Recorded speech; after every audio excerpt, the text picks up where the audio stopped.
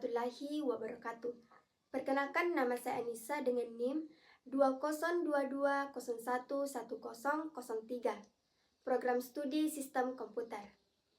Tujuan saya membuat video ini untuk memenuhi tugas mata kuliah Simulasi dan Pemodelan.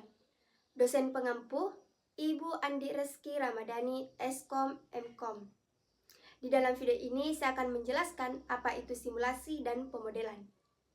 Secara garis besar, simulasi dan pemodelan merupakan dua konsep penting yang saling berkaitan dan sering digunakan dalam berbagai bidang ilmu untuk membantu memahami bagaimana suatu sistem bekerja. Sistem yang dimaksud di sini bisa sangat luas, mulai dari sistem buatan manusia, seperti sistem lalu lintas, sistem keuangan, dan proses produksi di pabrik, hingga sistem alami, seperti ekosistem, pola cuaca, atau bahkan penyebaran penyakit. Kedua konsep ini sangat membantu, terutama ketika kita dihadapkan pada sistem yang kompleks, sulit diamati langsung, atau berisiko tinggi jika diuji secara nyata.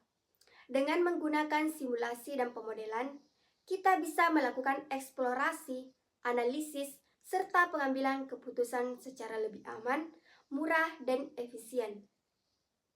Adapun yang perlu kita pahami, apa itu simulasi dan pemodelan? Pemodelan adalah langkah awal yang dilakukan untuk memahami sebuah sistem.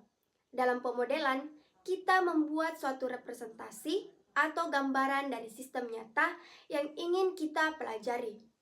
Model ini bisa berbentuk fisik, matematis, atau berbasis komputer. Adapun tujuan utama dari membuat model adalah menyederhanakan sistem yang kompleks agar bisa dianalisis dan dipahami lebih mudah.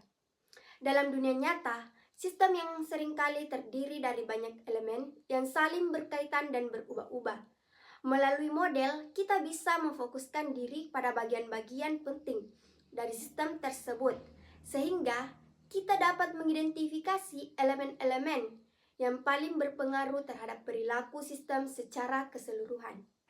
Misalnya, jika kita ingin memodelkan bagaimana sebuah toko melayani pelanggan, kita tidak perlu memperhitungkan segala hal secara detail, seperti warna dinding toko atau merek mesin kasir. Kita hanya perlu memasukkan komponen penting seperti jumlah pelanggan yang datang, waktu yang dibutuhkan untuk melayani, jumlah kasir yang tersedia, dan pola antrian. Dengan demikian, kita telah menyederhanakan sistem toko menjadi model yang fokus pada aspek pelayanan pelanggan. Setelah model berhasil dibuat, langkah selanjutnya adalah melakukan simulasi. Simulasi adalah proses menjalankan atau meniru bagaimana sistem bekerja berdasarkan model yang telah dibuat. Dalam simulasi, kita bisa memberikan berbagai macam input atau kondisi awal, lalu melihat bagaimana sistem bereaksi terhadap kondisi tersebut. Simulasi memungkinkan kita untuk menguji berbagai skenario tanpa harus benar-benar melakukan di dunia nyata. Misalnya, kita bisa melihat apa yang akan terjadi jika toko menambah jumlah kasir, mengubah tata letak antrian, atau memberikan pelatihan untuk mempercepat proses pelayanan.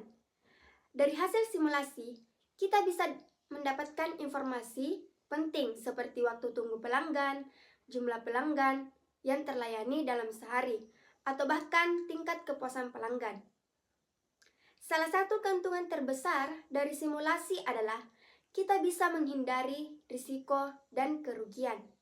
Dalam kasus-kasus tertentu, seperti pengujian sistem pertahanan, bencana alam, melakukan eksperimen nyata bisa sangat berbahaya atau tidak mungkin dilakukan. Dengan simulasi, kita bisa menciptakan kondisi yang mendeteksi kondisi yang mendekati kenyataan dan mengamati bagaimana sistem akan bertindak.